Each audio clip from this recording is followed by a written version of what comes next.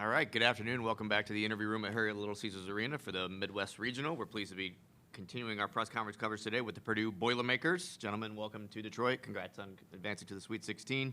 From your left to your right, we have Braden Smtih, Foster lawyer, and Zach Edey.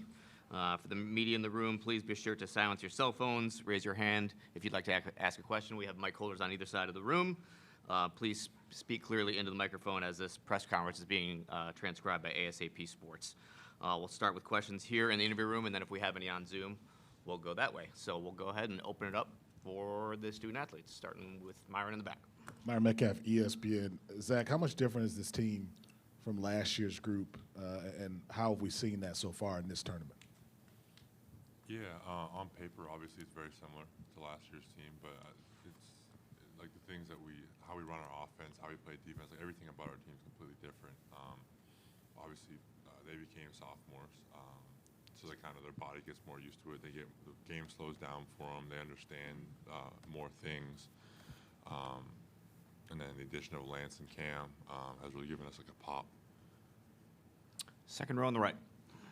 Zach, Jamie Strachan from CBC in Toronto. Can you, first off, just talk a little bit about your basketball journey to kind of getting to this point and, from Toronto many years ago, and what kind of contingent are you expecting here in Detroit playing so close to home? I'm not sure kind of what type of contingent there will be. My story's kind of been pretty well documented, but obviously I got into sport late, picked up an offer from Purdue pretty early or pretty quickly, came here. It's been a great 4 years. Like every year, it's been really, really good the way it's progressed for me. It's helped me kind of like build up my confidence, build it up, like understanding of the game and everything, and to now where the point I'm at now. It's been everything I could have asked for. First row on the left. Vedant Gupta from Global Kid Media. For all three of you, you came in as freshmen with a lot of talent, but Zach, obviously your footwork, your leadership, your passing, both Fletcher and Braden, your leadership skills. I'm going to talk about the adversity of last year and this journey and how helpful that's been to kind of help this team's identity. Let's start with Braden on that one. Yeah, so I mean, we've seen almost every situation possible. We've been through it. It's happened to us. So I think just after everything that happened last year and applying to this year, we kind of understand how to handle those situations. And obviously, it helps me and Fletch maturing a little bit and kind of figuring out how things go as time goes on. So I think that helps a lot as well. And we just got a lot of guys that enjoy to compete and just enjoy the game of basketball, so it makes it fun and easy for us. Fletcher, you want to add to that? Yeah, it's been difficult. It's been long seasons. It's been a lot of time since last year, and we've gotten a lot better. We've gotten a lot better as people, players, and teammates. And I think that everything we've went through with the summer, a lot of harder workouts, we were pushing each other a lot more, and going to Europe together, it was just a lot of different things that we did to kind of stick together and be ready to go come March this season. Yeah, kind of what Braden and both of them said. We've been through a lot together as a team, like as a unit. I think when you go through things as a group and as a unit, you understand kind of how to deal with them. So there's no situation that we can really be put in that we haven't been put in before. There's no style of basketball a team can play that we haven't played against before. So I think we're really well prepared for everything. First row on the left. Brian Newberg, Golden Black. Zach, this.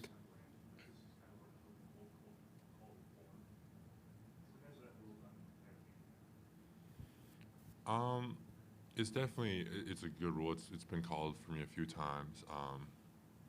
It's kind of a hard thing. Like it's a hard thing for the refs to judge because there's so much obviously so much tangling up that happens on rebounds. It's a good rule, obviously. And I think it's been used correctly. It's just a tough call for the refs to make, obviously. Back row on the right. Go ahead. Guys, whoever wants to answer this one, obviously Gonzaga is a team you faced earlier this year. I know that was a long time ago, the very start of the year. How much can you take from that game into this one? Let's start with Foster on that. It's Fletcher, by the way. Oh, I apologize. But no, it has been a long time ago, and we've learned a lot since then. We play differently. They play quite a bit differently. But watching the film, those two guards can go, and you see that, and you see how they attack pick and rolls. You see how they attack in open space. So really just kind of us seeing that, seeing what they've done recently as well, and continuing to try to play our game. We don't want to play into their hands as they like to get out and really go in transition. So just stopping their guards and limiting their bigs as they play three of them now. My apologies, Fletcher Lover. Additional questions for the student athletes? Let's go to the back right. Quick side note, I don't know if we can turn up the players a little bit. It's kind of hard to hear them back here. But for Braden and Fletcher, how much different is this team with Zach being able to play in space defensively better than he was able to do that a year ago?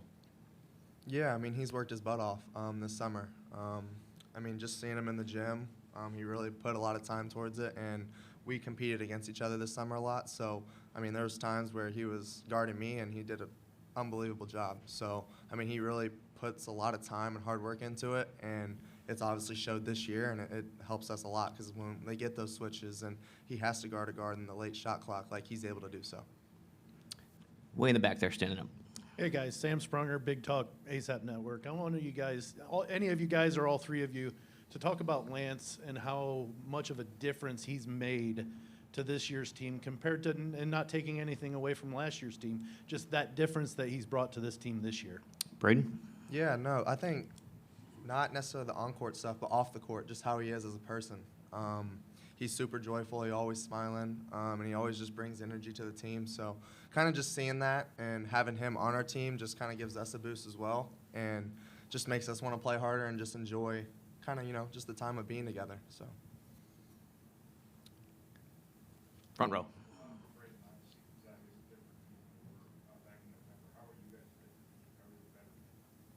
Yeah, I mean, we're all here at the crunch time ending here, so we're just playing our best basketball. And I think just as we've progressed and kind of understood every situation that we've been through and we've played against, we're able to be ready to play for anything and understand everything. So, I mean, they're obviously a great team, and they've changed a lot as well. But so I think we'll be fine. Second row on the right. Zach, can you just talk a little bit about the importance of your family and how they've been a part of your journey getting here? Yeah, my mom's obviously, she's kind of changed her whole life just to be there for me. She's lived in Toronto her whole life. As soon as I got to Purdue, she got an Airbnb and stayed out there with me. Every season she's done that, and it's been great for me, kind of just have someone in the stands who I know and who I recognize. And like, this isn't even the country I'm from. Like, I'm not, like, obviously Purdue is like a family to me, but my real family is like, it's my mom and my dad and my brother, and just have my mom there for me. Like every day, like every game, good or bad, how I was playing as a freshman, how I'm playing now, like she's there supporting me the same way. And that's really big for me. For Zach, do you have people coming down from Canada? It's obviously right across the river. No, tickets were a little bit harder to find for this game, so I think they're happy with watching just from Toronto. Additional questions for the student athletes? Anybody on Zoom? Seeing none. Thanks, guys. Appreciate it. Thank you.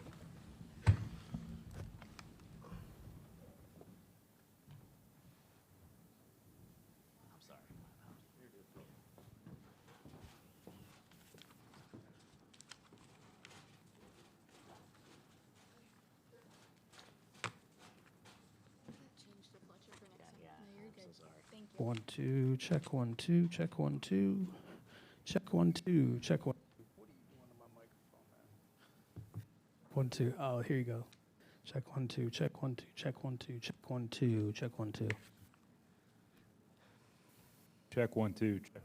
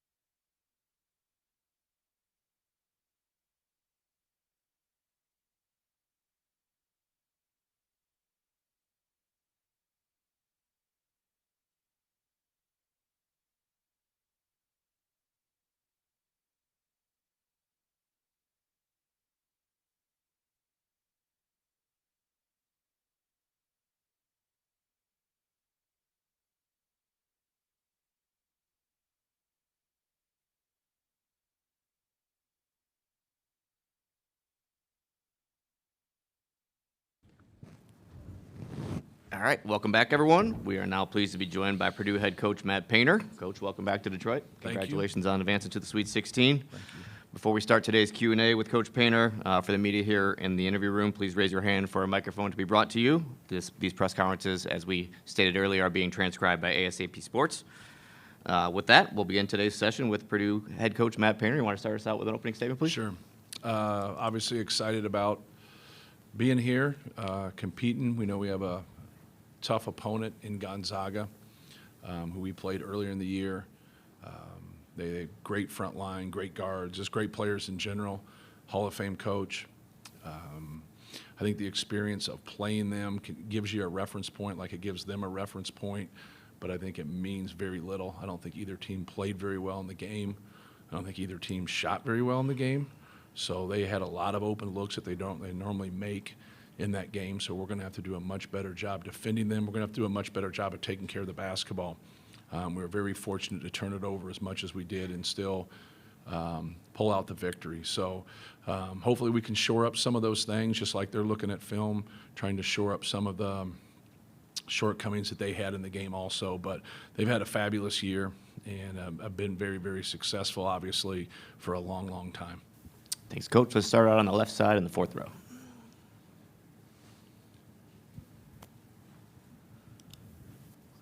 Hey, Matt, Pat Forty from Sports Illustrated. I asked Mark this question as well. You two guys have been consistently successful in a very changing landscape of your sport. How have you managed to adapt without compromising what makes your programs what they are? Right. I think for us, we struggled, lost a couple years in a row, like 9-10 years ago. We didn't need to do a better job in recruiting. We needed to do a better job in evaluating. And at that time, we made some adjustments and we had to do a better job of digging in and getting, obviously you can see talent, but what comes with talent? You want production. You want guys that are growing. But for us, we wanted people that wanted to get their education at Purdue, and we wanted that balance. And I think that's where we've had really good balance where guys want to be at Purdue. It's not just the recruiting and you get them. It's building a relationship, and you don't always have to be buddy-buddy with every single guy, but you have to be honest with them. And that's what we've tried to do, is just be as honest as we can and be a truth teller. And I think that's how we've really sustained a lot, is by getting the right people in the room, getting the right players, right combination of a person and a player. First row on the left. The game in November, how is it different now, but also how is Purdue different now? Well, I think they're different, just obviously looking at who they start, inserting Greg into the lineup and Anton Watson's, kind of durability and his ability to guard different people, allows them to be bigger, but yet Greg has great size, but his skill level shooting the basketball really helps him. He's competitive.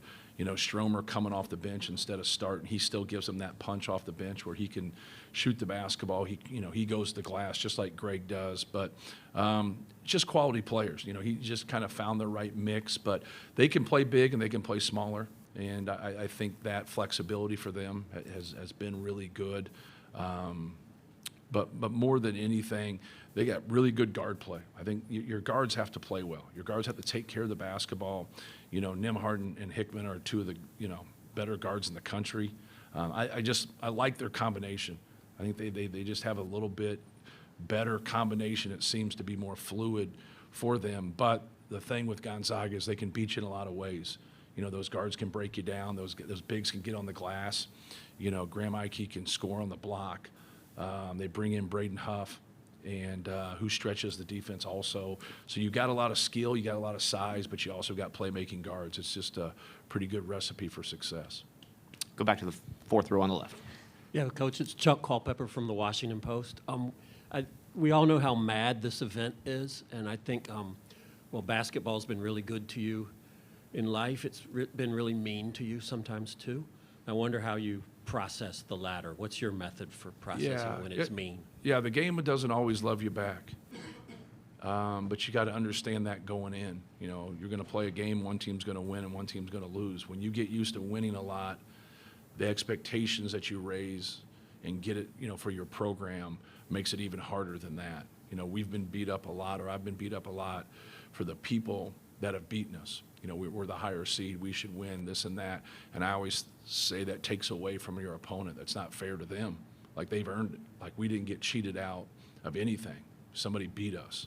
And so I think for us, the most important thing to do, and what we've always tried to do, is be honest with ourselves in evaluation, no matter how your season ends, so you can hopefully make those corrections. But you can't correct your team, or you can't correct your players unless you correct yourself.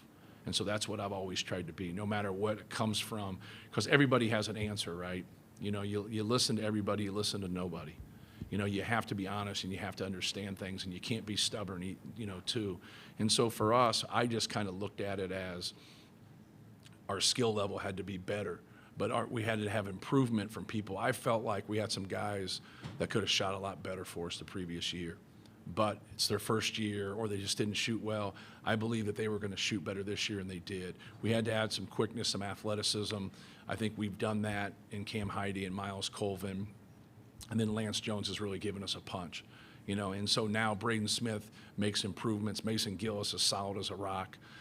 Trey Kaufman-Wren gets some more minutes. He can score the basketball. So just the combination of those things, we felt like we had to make those type of improvements. But we also didn't want to run from anything. And so, like, and some of our losses aren't on our players. Last year's is on our players, right? But, like, we've had some other losses that way, and I think that builds up. You know, we've gotten into the second weekend a lot, but we've only advanced to the Elite Eight one time. And so, like, you know, we've raised those expectations, but like I said, just trying to be as honest as we can, and then get to work. You know, we can still outwork people, and we can still be better together than other people, no matter who they sign. Let's flip it over to the right side in the second row. Hey, Coach. Eddie Pels from AP. We're in this supposed era of, you know, positionless basketball, where right. Everyone can do everything, no matter how big or small they are. Obviously, you have a kind of an exceptional 7'4" kid, but right. Is there anything about positionless basketball that can still fit in to what you do, or do you throw it all out? Yeah, no. We take the best players that we have, and we circle around them. You know, no matter who they are. You know, we were in the Elite Eight 5 years ago, and we didn't have a real post-up option. Travion Williams was just a freshman, and he backed up. We had a 7'3" center that was a diver, and he wasn't really a low-post guy, even though he'd get a couple baskets here and there that way. So we just try to take our best players, and that's how we start in our recruiting. Like I always tell guys, they want to know where they are. And I always tell them, well, if you're one of our top 2 or 3 scorers, here's how I see you. And if you're not one of our top 2 or 3 scorers, then you're going to have to fit around offensively those top 2 or 3 scorers, right? And so you just started off right away in recruiting to where you can't tell 13 people, like, you know, here's going to be your role. It just doesn't work that way. But there's a lot of guys that do that because they want to sign good players. Then they just deal with it later. I'd rather get that trust right away, or I'd rather lose the player. You know, I don't want to get somebody on false pretenses, and then you can build from there. And then you can grow from there, and then you can just be honest with them about it. But I like the positionless deal. Like, it's not something like I'm away from. I just happen to have Zach Edey. I'm a fool if I don't anchor it around him, right? So we've learned a lot through the years, you know, with our size, you know, from Carl Landry to Jawan Johnson to Caleb Swanigan, A.J. Hammonds, Isaac Haas, Travion Williams, Matt Harms. We've learned a lot. You learn from your players because how people deal with it and how people go. But he's kind of the exception to the rule. You know, he can really move, and he's so physical, and he's skilled. But what probably separates him is his unselfishness and his competitiveness. He's a very, very competitive player. He goes, you know, big guys will take some plays off. He doesn't take plays off. You know, he runs, and he does everything. He's a complete player. But the unselfishness, I think, really separates him because if you double, he's a passer, and if you don't, he's a scorer. We're going to take 2 more on the left, and then we'll come back to the right. Myron? Myron Metcalf, ESPN. Matt, it feels like momentum is pushing us toward an expanded tournament. If that happens, how do you feel about it, and what should that look like if the tournament expands? Yeah, I would rather it stay the way it is. But I also have been in a lot of those committees where I think it's important to shut up and listen to other people. So I'd love to sit in the room and listen to the why, you know, because I think that's part of collaborating with everybody, which head coaches really have kind of been left out of that equation when it comes to collaborating. about what's best for the game. I'd rather see the room change. I'd rather see that. If you look on committees, whether it's the executive committee, the D1 council, the Rice Commission, go on and on and on. There's no current head coaches sitting in those rooms. And it doesn't mean that we got to stir the drink or make the decision, but just listen to from our vantage point, no different than you listen to a student athlete from their vantage point, or a former player or an athletic director or media, whatever. Everyone has an opinion from where they sit. And I think if we can do some things of that nature, we'll improve our game, but we'll also improve our selection process. Back row. Hey, Coach. Sam Sprunger, Big Talk ASAP Network. I asked your guys about him, but I want to get the coach's perspective too. What does Lance Jones do for this team that maybe not taking away from last year's team, but brings differently to the success that this year feels maybe a little different? Yeah, he's got a great competitive spirit. He comes to practice, comes to games. He's excited about playing. He chose Purdue, didn't talk about name, image, and likeness one time. When he made a decision, he wanted, his thing was winning. His thing was getting into the NCAA tournament, trying to win a Big Ten championship. And that jumped out right away. From just a practical standpoint, like his athleticism, his quickness, he gives us another ball handler. He gives us another defender, a guy that can guard a point guard, but also can guard off the ball. So that flexibility really helps us, and it really helps Braden Smtih. Second row on the right. Hi, Matt. Jamie Strachan from Canadian Broadcasting Corporation. Obviously, Zach Edey's come a long way since he first arrived on campus. Can you talk about his evolution as a player and kind of where you see him kind of fitting into the rich legacy of this sport? And second question, NCAA looking at limiting prop bets around athletes. Can I get your comments on that and how you see gambling affecting your sport over what you've seen in the last season? Right. Zach's evolution, really starts with hard work and improving his body. So each year he's gotten better from a physical standpoint. I think his experiences with the Canadian national team has been very beneficial for him. When he played in the 19 and unders, he made the all-tournament team. He played a lot. He got that experience. Now with the World Cup, with the national team, he didn't play a lot. But you get you have to see how the sausage is made. Like a lot of people just see great players from Canada and it's just like, it's magic. No, they've had to work really, really hard to get there.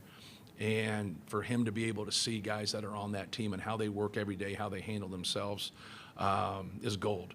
Because that's what you want. Like a lot of people don't understand about being a pro. Being a pro has nothing to do with athletics. There's pros in this room. There's school teachers that are pros, like who comes early, who stays late, who's there. The guy I played for, Gene Cady, called it a company man. Like learn to be a company man and do what's best for your company, and things will work out for you individually.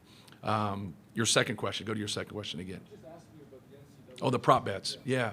I think, anytime you're talking about an individual player, like you're just asking for trouble, right? You're just asking for trouble. So hopefully they can eliminate that, and that's not part of the process. But overall betting, that's where we are. That's where we are. So it puts a lot of athletes, a lot of coaches, in some difficult positions where 99.9% of the time it's probably not going to be anything, but they're always, and we have a lot of examples for where they have been. Whether that's a referee or that's been a player. We're going back in basketball a long, long time there. There's a lot of things to jump out, and sometimes it doesn't happen for 10, 20, 30 years, but we have all those examples where they do. So anytime you do that, you're going to have to govern it. And, how do you go about, things of that nature? And so hopefully it's something that, we can protect, so we can protect the integrity of the game. But hopefully that we don't have those prop bets. You just don't want individual names, this player here gets 7 assists, you get money, this and that, because you're dealing with really, really young guys at 18, 19, 20 years old, and you don't want that outside influence to affect them and affect their eligibility. We'll take two more for Coach Painter, starting on the left on the fourth row there. Hey, Matt. Brendan Quinn from The Athletic. You talk about being a truth teller with your players, and I wonder when there's such like a clear-cut point of success for fans and for everyone. It's just everyone just talks about the Final Four, right? Right.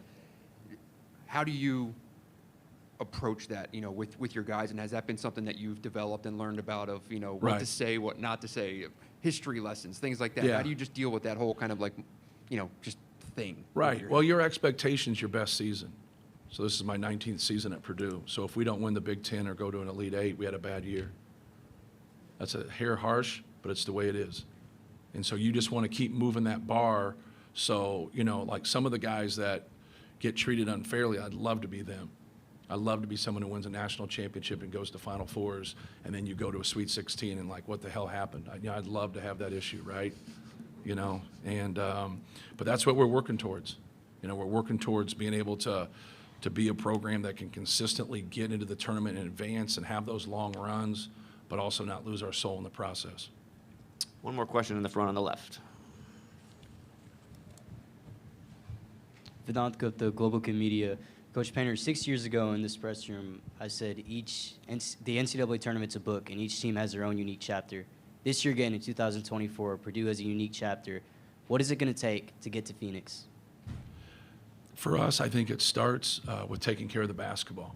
I think a lot of times people want like a good catchphrase or like a cute answer. We're 25-0 this year if we have 13 or less turnovers. That's held true for us. We're a great offensive rebounding team. Overall, by the numbers, we're a great rebounding team. I think we can be better. So if you can control that possession war, and then you have the first or second best three-point field goal percentage in the country, and then you have Zach Edey, you're just keep giving yourself a chance. And what I mean by keep giving yourself a chance is if you're taking quality shots, and now some of the, like before when we have those turnovers and it gets past that, like you just reflect back on the game when you lose and you're just like, just get the ball up to the rim, right? Because he's very good at soft misses. When you get long misses, that's not him. That's going to be a guard, right? So if you take really good shots, you're going to have more soft misses. So if you take him away from things and you want to full front him, he is in rebound position. So if you can have soft misses and you're around him, he is in perfect position and he's going to get that, or he's great at the tap backs. So like from a functional standpoint, for us to be able to win 2 games here, it's like winning the first 2 games of the season for us, or the 2 games in the middle. Like nothing changes for us. Nothing changes from us from last year. We've just changed personnel. We've tried to be more efficient, and we've just tried to be better at what we do. Thanks, Coach. Appreciate your time. All right. See you tomorrow. Thank you.